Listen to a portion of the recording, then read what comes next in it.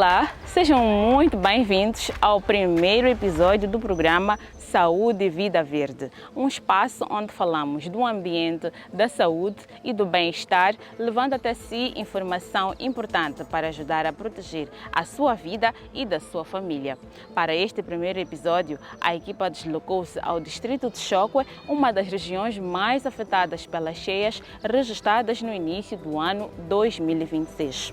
Neste distrito, as cheias levaram vidas, destruíram milhares de hectares de culturas, afetaram escolas e deixaram marcas profundas em muitas famílias. E aqui surge uma questão importante.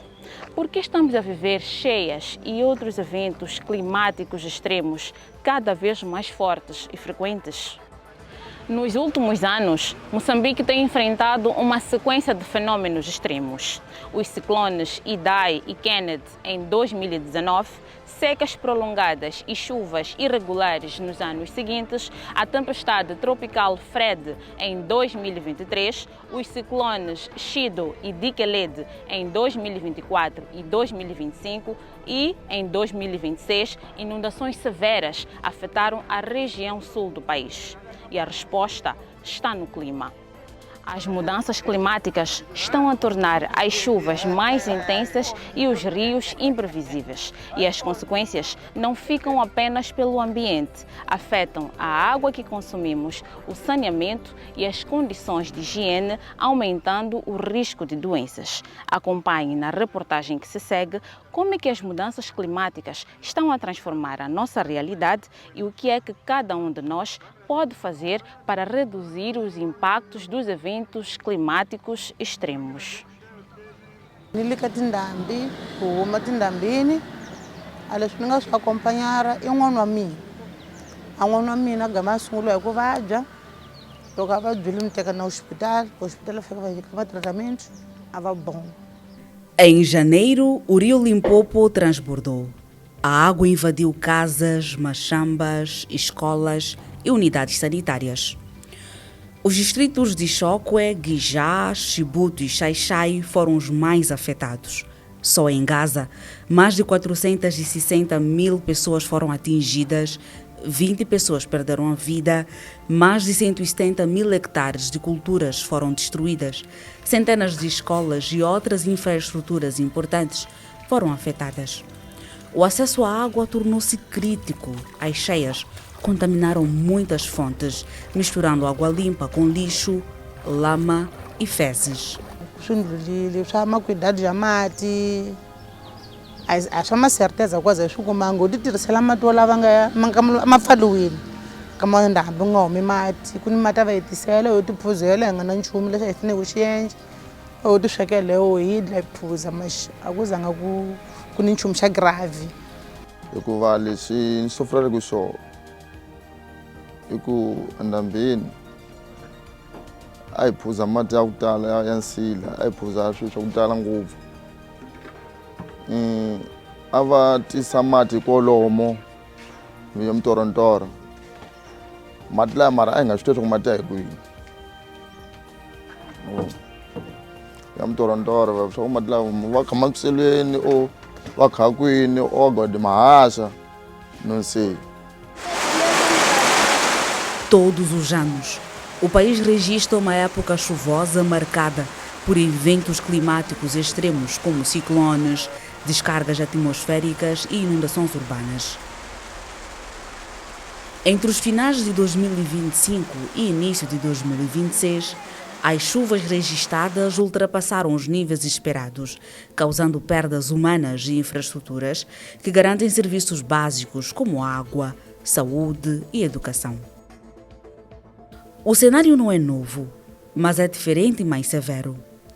Quem antes conhecia o padrão das chuvas, secas e outros eventos climáticos, acompanharam os últimos eventos climáticos severos com muita tristeza, porque nos tempos passados as chuvas não matavam e não destruíam tanto.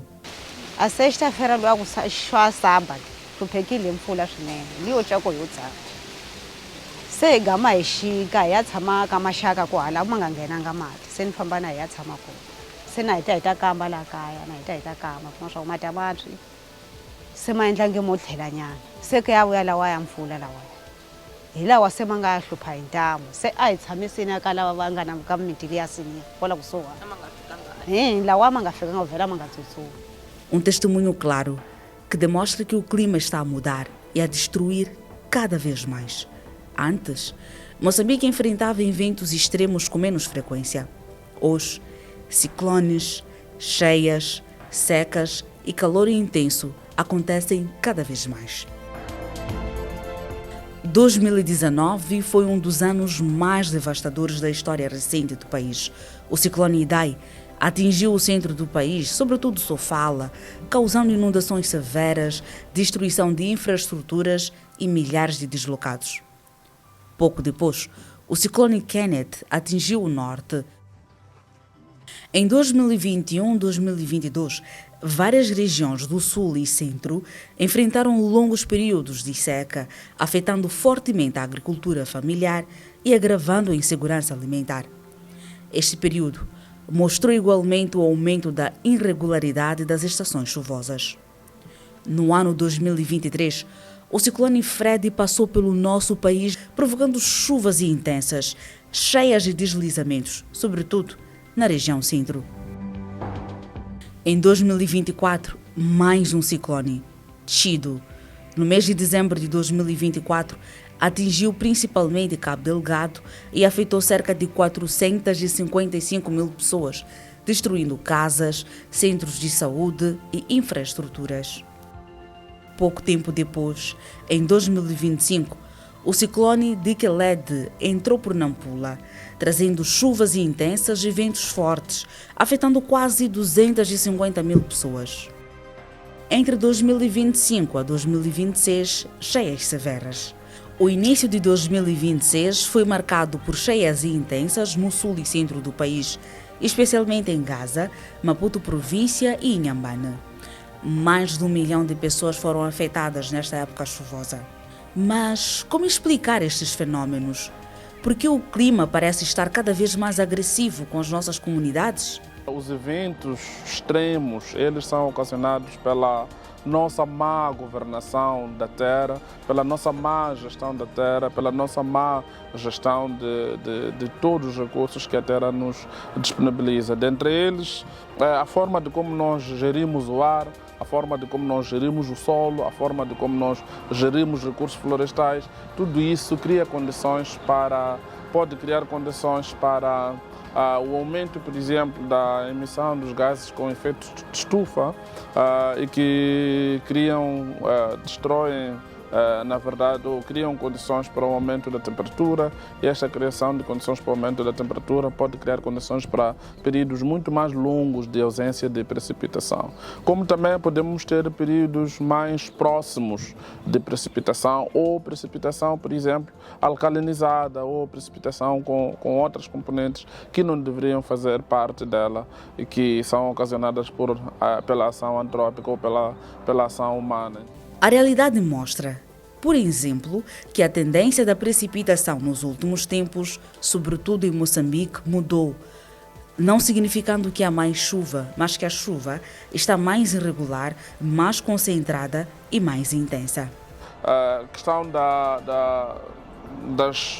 das cheias, das inundações e outros elementos pode dever-se à ação humana e não necessariamente à ação climática.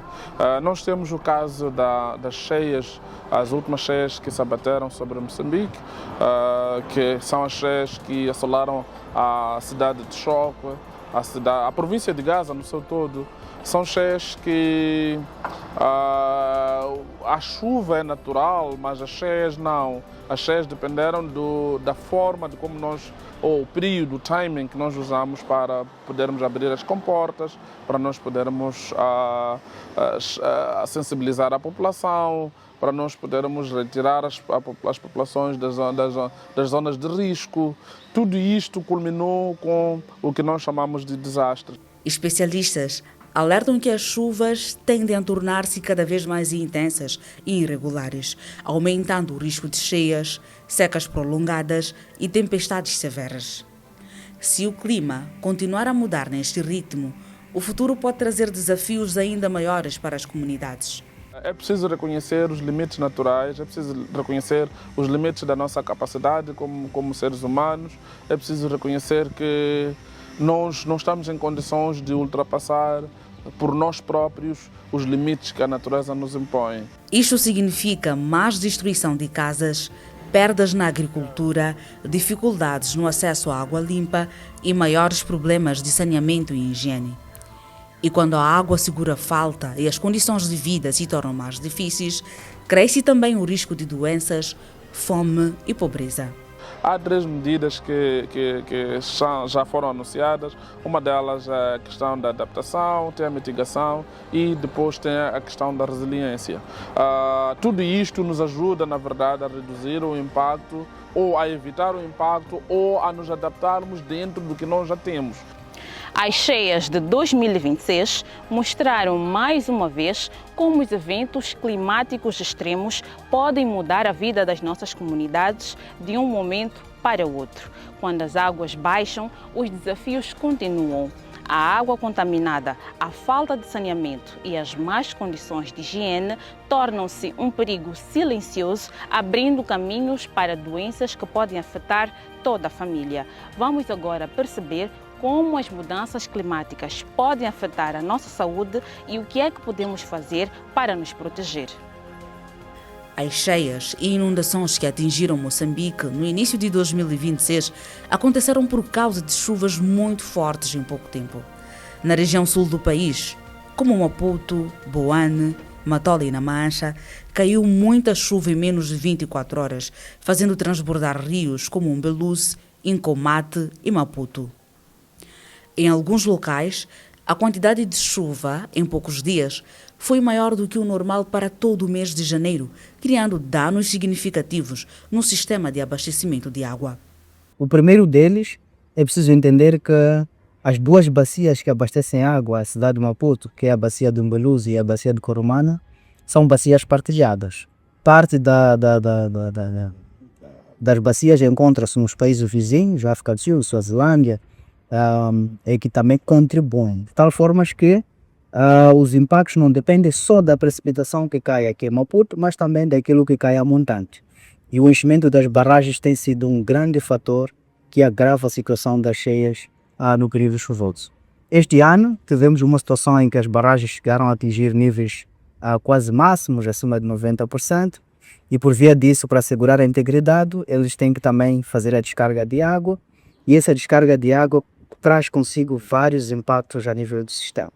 O aumento do nível das cheias e a precipitação intensa provocaram o escoamento de resíduos contaminados para os rios, comprometendo o abastecimento nas comunidades afetadas. Para além do aumento do nível das águas, esta descarga também arrasta consigo todos os sedimentos à volta, principalmente quando há precipitação. Todo o escoamento vai para o rio, dá uma lavagem dos solos à volta e isto aumenta a carga de matéria orgânica da água que é captada. Então, um aumento significativo da turvação da água, isto traz consigo vários outros desafios. Primeiro, o aumento da turvação da água bruta, que cria maior esforço a nível de tratamento, e isso tem consigo também o consumo elevado de produtos químicos a nível de produção. Isaac Maposse é conselheiro comunitário. Vive no 2º bairro e conta os desafios ligados à saúde que a comunidade enfrentou durante e depois das cheias. Nem conseguimos lidar com a situação, passamos mal. Porque nem deu para enfrentar, aquele de que enfrenta, não conseguimos enfrentar. Tivemos várias doenças, porque aquelas águas vinham de verdade com muitas doenças, passaram de muitos sítios que nem conhecemos. E a própria água, sabemos que a água é incolor, né? Mas aquela água já trazia cores e cores. Então passamos mal. Até o momento que estou aqui a falar, estamos doentes. Tem problema da gripe, mal-estar. Até agradeço o Ministério da Saúde, que nos mandou uma mensagem, aconselhar que tem que fazer ginástica. Passaram a fazer ginástica, alguns já estão a acompanhar. Mas estamos mal, ainda temos muitos problemas em termos de saúde. Apesar dos desafios, Maposse tem consciência da importância de cuidar da saúde e proteger a vida. A nível da comunidade, faz a sua parte, sensibilizando a comunidade para que, com os poucos recursos que existem, protejam a saúde. seria melhor mesmo cada um levar a sério que as epidemias matam. E a vida é uma só. E é a única vida que nós temos. Então temos que fazer, no pior que temos, ou no melhor que temos, fazer algo para o bem da saúde. Se é para ferver água, vamos ferver. Se é para colocar água no sol, vamos fazer. Não temos meios, mas temos que fazer algo para a defesa da saúde. Porque a vida é uma e única. Caso não, se temos alguma coisa, sentimos uma febre, corremos para o hospital. Antes de pensar nos profetas, pensar nos curandeiros, vamos em primeiro lugar correr para o hospital. Eu aconselho as pessoas primeiro a ir para o hospital. Depois disso é que podem procurar a vida deles como africanos. Mas o hospital em primeiro lugar. Em muitas comunidades, a água que devia garantir a vida e saúde também pode tornar-se uma grande fonte de doenças. Muitas vezes, olhamos para a nossa água e pensamos, está limpa, posso beber. Mas o perigo muitas vezes não se vê. Tudo começa quando as fezes de uma pessoa infectada contaminam a água ou o solo. Quando as outras pessoas consomem esta água ou preparam os alimentos sem as condições necessárias de higiene, as doenças podem espalhar-se silenciosamente pela família. A água pode estar contaminada através das próprias latrinas, por exemplo. Se nós não temos um distanciamento adequado ou recomendado na construção de latrina e poço, a água pode estar contaminada, assim como para o furo. O lençol freático pode estar contaminado por conta da latrina que está muito perto. E lá entram micro-organismos, bactérias, parasitas que podem provocar muitas doenças, assim como o vidrião colérico. As crianças são as mais vulneráveis, principalmente depois das cheias, período em que aumentam os riscos de contaminação da água e dos alimentos. Segundo dados do Ministério da Saúde, as crianças menores de 5 anos foram as mais fustigadas pelas diarreias comuns e pela malária. Nos centros de acolhimento abertos pelo INGD em Maputo e Zambésia, por exemplo, as crianças menores de 5 anos representavam a maioria das consultas por doenças diarreicas, por isso, o cuidado com elas deve ser redobrado. Existem fatores que fazem com que estas crianças sejam mais vulneráveis, onde encontramos os fatores biológicos, porque o que acontece é que o sistema imunitário destas crianças menores de 5 anos ainda está em desenvolvimento. Então, estas crianças foram as que mais foram afetadas no nosso país. E também encontramos os fatores sociais, onde estas crianças acabam brincando nestas águas estagnadas e temos que ter em conta que, geralmente, essas crianças menores de 5 anos, quem cuida são os adultos. A higiene e também a higiene com os alimentos que elas comem, geralmente é pelos adultos. Então, essa parte social também influencia com que estas crianças sejam as mais afetadas. Diarreia frequente, vômitos, febre, dores de barriga, fraqueza ou sinais de desidratação são alguns dos sinais que podem indicar uma situação grave, especialmente nas crianças. Os primeiros sintomas que nós costumamos ver em doenças hídricas são as diarreias, né? São as diarreias e geralmente estas se acompanham de febres, de dores de barriga, de vômitos. Em menores de idade, em menores de 5 anos, nós podemos ver que eles desidratam muito, mas muito rápido, que essa desidratação se acompanha principalmente dos olhos, que encontramos mais encovados, mais para dentro. Encontramos também bebês, principalmente em bebês. Bebês que choram, mas não tiram lágrimas, porque o organismo está com essa falta de água, está a tirar os eletrolitos, mas não está a se repor. Então, nós encontramos bebês que choram, mas não tiram lágrimas. E, geralmente, esses bebês não calam, eles continuam a chorar porque tem alguma coisa que está a lhes incomodar. E é necessário prestar atenção àquelas febres que não passam, que mesmo quando tu vais ao hospital, dão-te o tratamento e as febres não passam, é necessário voltar ao hospital, que é para poder ver se o tratamento está a funcionar ou não e ver se o que pode-se fazer. Ao notar qualquer destes sintomas, é fundamental procurar ajuda rapidamente e reforçar os cuidados com a água, alimentos e a higiene dentro de casa. A base de prevenção de muitas doenças, na verdade, é a higiene. Porque estamos a ver a malária. A prevenção tem que ter higiene. Varrer, cortar as árvores ao redor de casa, eliminar aquelas águas que ficam nos charcos, nos pneus, assim como a diarreia. A base mesmo é a higiene, quer dizer que nós temos que tratar água antes do consumo humano temos que manter a higiene individual e coletiva nas nossas residências. Os desafios da última época chuvosa refletiram-se nas unidades sanitárias. Durante a época chuvosa, o país registrou um cenário epidemiológico desafiador, agravado pelas cheias. Os dados refletem um impacto severo para doenças como cólera, diarreias comuns e malária, sendo as doenças mais registradas durante a época.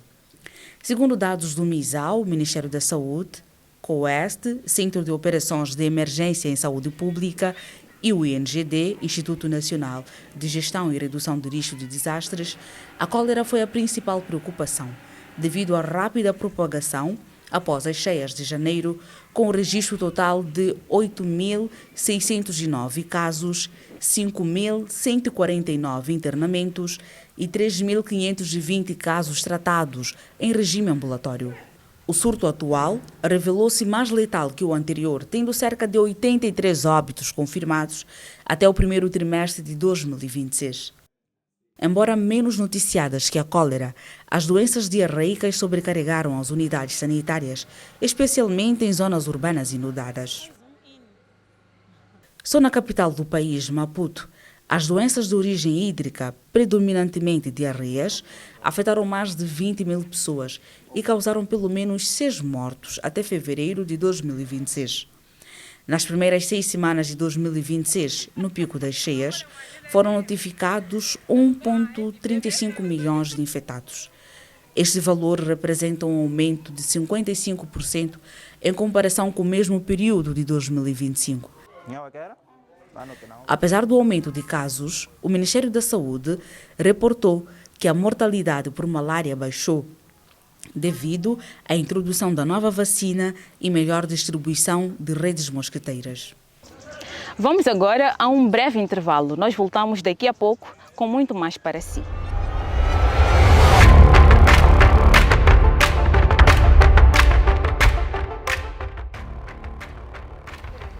Estamos de volta ao Saúde e Vida Verde. Se por um lado encontramos os números, por outro encontramos histórias. Histórias de pessoas com deficiência que enfrentam desafios adicionais decorrentes dos eventos climáticos, inclusive no acesso à água e ao saneamento. Aspectos importantes para a vida e dignidade de todas as pessoas. As histórias relatadas por pessoas com deficiência, como José Mabunda, refletem pequenas barreiras que podem tornar-se difíceis no dia a dia. Acompanhe. Este é o José Mabunda. Tal como muitas outras famílias, viu as águas arrastarem vários dos seus bens, incluindo a casa de banho que utilizava. Mabunda partilhou conosco as dificuldades e o desconforto de ter de partilhar a mesma latrina com os vizinhos. Ele as coisas delegile, mas o banho delegile, ele as coisas. Muna ponda kuyamkela nyamuntlha. Mundzuka ngeke kuti kuthlela akuyamkela. Mundzuka ngeke kuti kuyamkela kuva yini? Hi leswi a nga swi swona mun'wanyana ponda kuyamkela na mbila kahle mara mundzuku.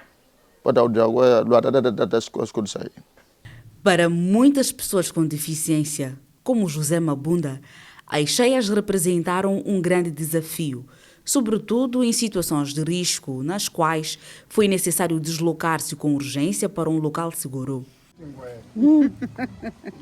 Foi o caso de Terezinha.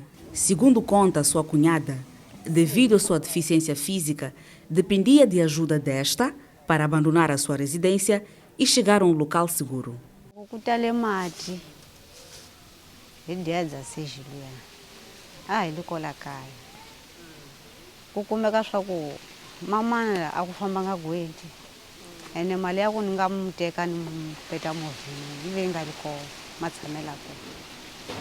Se yo zama xitimata xipadora hi muteka hi famba na ye hala tirhiseri baro le a xikolweni fika hi tshama se ndhawu liya hi hluphekile. Ricardo Muresse, advogado e defensor dos direitos das pessoas com deficiência, defende o respeito pelas normas da Convenção sobre os Direitos da Pessoa com Deficiência em situações de calamidades naturais e conflitos armados. Segundo ele, as pessoas com deficiência devem receber apoio adequado às suas necessidades específicas, de forma a garantir a proteção dos seus direitos e a igualdade de oportunidades.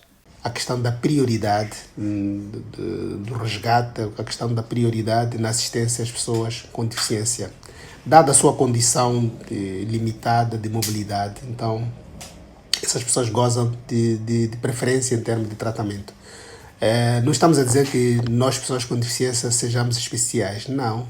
É que temos que ser tratados com as nossas especificidades, não é? Com as nossas especificidades. É por isso que costumo dar um exemplo. Se tu apanhas uma pessoa com deficiência visual a atravessar uma rua, tens que pedir autorização se a pessoa quer ajuda para atravessar ou não. Muitas vezes as pessoas sentem-se ofendidas porque não querem ajuda de ninguém. Eu quero a minha autonomia, eu quero atravessar de forma autónoma, só que infelizmente a mobilidade nas nossas cidades não permite isso. Para garantir a segurança das pessoas com deficiência durante emergências, Ricardo destaca a importância de capacitar não apenas as equipas de resgate e as instituições responsáveis pela resposta a desastres, mas também os familiares e cuidadores. Segundo ele, é fundamental que todos saibam como evacuar e prestar assistência adequada às pessoas com deficiência, tendo em conta as suas necessidades específicas e assegurando a sua proteção em situações de risco. Os chamados comitês de emergência têm que também ser ensinados essas especificidades, como lidar com as pessoas com deficiência em situação de emergência. As famílias têm que participar deste processo, para que quando chega a hora de emergência, saibam como lidar. Para quem fala da pessoa com deficiência, está a falar do idoso, muitas vezes. Há muitos idosos que são deixados à sua sorte, são abandonados à sua sorte naquela correria, naquela emergência, porque as comunidades, as famílias não estão preparadas para lidar com as pessoas com deficiência no seu seio. Então é isso que nós chamamos na gíria do direito das pessoas com deficiência, a invisibilidade das pessoas com deficiência. Fazer de contas que não tem ali alguém com deficiência. Mais do que facilitar o acesso à água e ao saneamento, é necessário olhar para as necessidades específicas das pessoas com deficiência, assegurando meios de compensação e apoio que lhes permitam usufruir desses serviços em condições de igualdade. Na distribuição de meios de compensação, nós não olhamos para o meio em que estamos a trabalhar. Dar uma cadeira de roda normal a uma pessoa com deficiência numa zona de matope, não estás a resolver nada. Mas há triciclos apropriados, aqueles que trazem corrente, que tem mais uma espécie de 4x4, nós chamamos isto cadeira de roda ou triciclo 4x4, porque permite carregar um terreno acidentado, não é? Diferentemente da zona de cimento, da zona de asfalto, em que a cadeira de roda normal pode permitir. Então, o acesso à água, a questão do saneamento também está prevista nesta convenção. Essas pessoas têm que ter um tratamento de acordo com as suas especificidades. A água deveria estar próximo das comunidades, a água deveria estar próximo dessas pessoas, para permitir que essas pessoas com autonomia possam por si só, ir buscar água por si só. Chegamos a uma parte muito importante. Como podemos proteger a nossa saúde diante dos desafios impostos pelas mudanças climáticas caracterizadas pelos eventos extremos? A boa notícia é que existem práticas simples, cuidados do dia a dia que qualquer pessoa pode seguir para reduzir riscos, prevenir doenças e proteger a vida. Vamos agora acompanhar algumas destas medidas. Primeiro, tornar a água segura. Se não tem a certeza da qualidade da água, ferva. Deixe ferver durante pelo menos 1 minuto com bolhas grandes. Se não puder ferver, pode usar cloro. Para a nossa saúde. Ponha 2 gotas de certeza por cada litro de água. Misture bem e espere 30 minutos antes de beber. Sensibilizamos a comunidade para poder tratar a água antes de beber. Tratar a água com purificadores, que é certeza. E se não tiver certeza, também podemos ferver a água para beber. Porque quando nós temos certeza, há outras pessoas que dizem que nós não temos condições para comprar certeza. Então nós optávamos mesmo em dizer podemos ferver a água, que é a melhor forma e simples de tratar água antes de consumir. Cuidado que nós deixamos, se estiverem a usarem poços, furos, o essencial é proteger mesmo a zona de furo onde faz a captação para evitar que haja intrusão de água dentro desta fonte. Segundo, nunca faça as necessidades a céu aberto. As fezes a céu aberto podem contaminar o solo e a água. Use sempre a latrina e mantenha-as fechadas. Sempre que possível, mantenha a latrina a uma distância considerável de torneiras, poços e outras fontes de água. Falávamos sobre o uso correto das latrinas, porque tem outros que entravam à casa de banho, usavam e deixavam a casa de banho assim sem tapar, porque todas as latrinas devem ter tampa. Então outros usavam a latrina, deixavam. Então nós sempre sensibilizávamos que devem usar corretamente as latrinas, devem lavar as mãos depois de usar a latrina e depois de, aliás, lavar as mãos também antes de comer. A origem de contaminação põe em risco, de fato, a qualidade da água. Sempre bom que as latrinas estejam a uma distância considerável, no mínimo 30, 40 metros de uma fonte de água. Terceiro, lave as mãos usando água e sabão. Esfregue bem durante pelo menos 20 segundos, incluindo entre os dedos e as unhas. Lave as mãos antes de cozinhar, antes de comer ou dar de comer a uma criança, depois de usar a latrina ou depois de trocar fraldas.